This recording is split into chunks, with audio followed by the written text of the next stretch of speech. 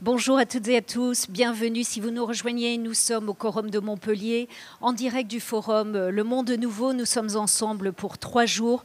3 jours et maintenant plus que 2, mais 2 journées où nous allons pouvoir échanger sur le thème de la transition environnementale et sociétale, des conférences, des ateliers, des animations aussi. N'hésitez pas à venir rencontrer tous les exposants qui sont présents pendant toute cette journée et qui vous attendent pour partager leurs expériences et leurs expertises sur le sujet. Alors nous sommes sur le plateau média de ce forum, sur la partie Un café avec. Et le café avec, ce matin, il commence avec Ophélie Saunier de l'association Montpellier Zéro Déchet. Bonjour Ophélie. Bonjour. Alors vous allez peut-être nous expliquer déjà quelle est cette association pour ceux qui ne la connaissent pas, Montpellier Zéro Déchet.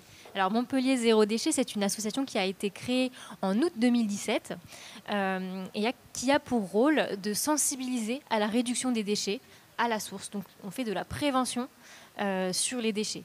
Donc l'idée, c'est de sensibiliser à la fois à la réduction des déchets, mais aussi à la réduction du gaspillage de ressources. Voilà. C'est une association qui a été créée, vous l'avez dit, en 2017, qui est un groupe local d'une association nationale. On va dire un mot sur cette association nationale. Oui, tout à fait. C'est l'association nationale Zero Waste France. Donc on est un groupe local de cette association.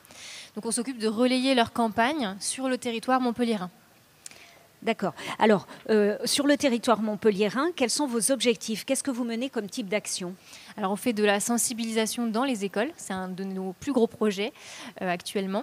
On fait aussi de la sensibilisation auprès des commerçants avec le marathon des commerçants zéro déchet, où là, en fait, on se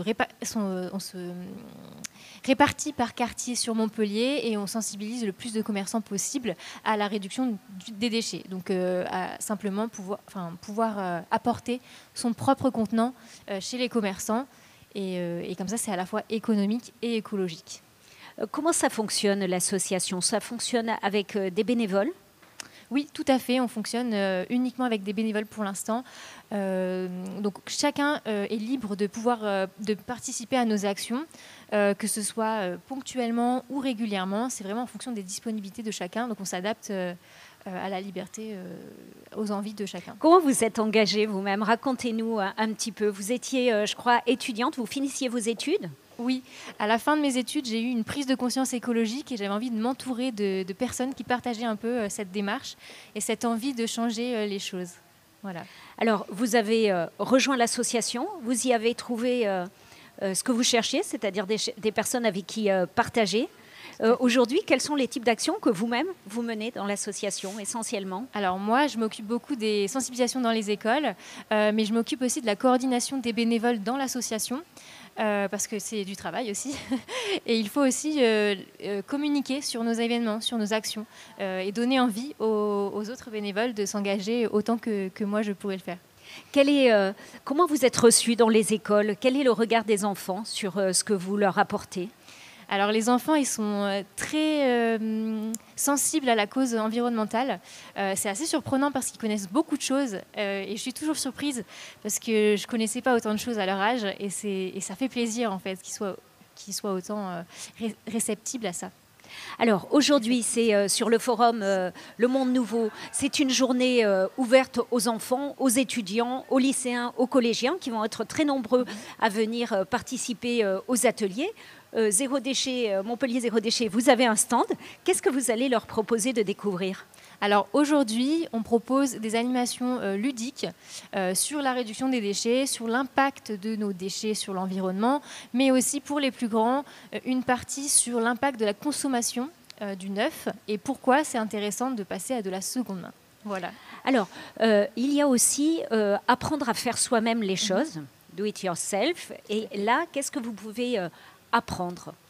Alors là, le but, c'est d'apprendre à faire ces produits ménagers, ces produits cosmétiques, ces objets du quotidien soi-même.